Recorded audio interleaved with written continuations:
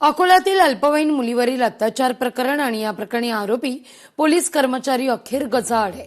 पवन वडगावे असं या आरोपीचं नाव आहे. मुलगी दुर्दैवानं तिचा मृत्यू झाला होता.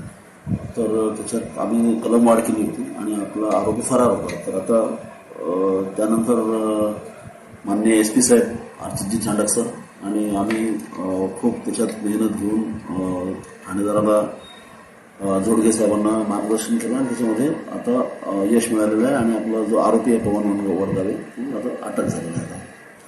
आणि आता पुढचा आम्ही तपास करत आहोत. आता कोल्हापूरकरांना दिलासादायक बातमी आहे. राधानगरी धरण क्षेत्रात पावसाचा जोर ओसरलाय.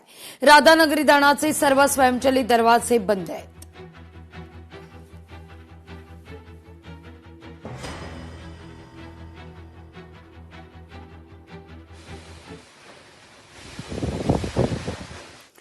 महाराष्ट्र प्रदेश भाजपची आज तातडीची बैठक आहे. रवींद्र चव्हाण यांनी SIR अभियानाच्या अनुषंगानं ही बैठक बोलावली आहे. भाजप मुख्यालयात थोड्याच वेळात या बैठकीला सुरुवात होतीये.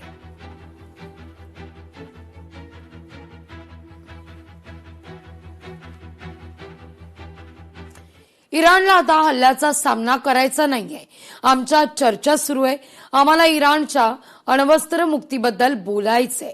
चांगल्या करारावर स्वाक्षरी करण्याची त्यांना शेवटची संधी आहे असा धमकीवजा इशाराच डोनाल्ड ट्रम्प यांनी इराणला दिलेला आहे.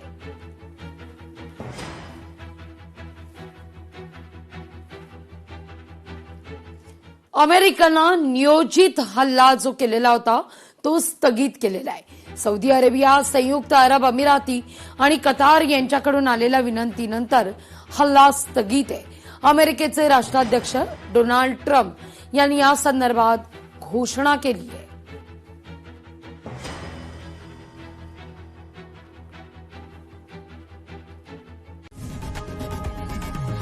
लोकशाही मराठी ऐका, पहा, जागरूक रहा.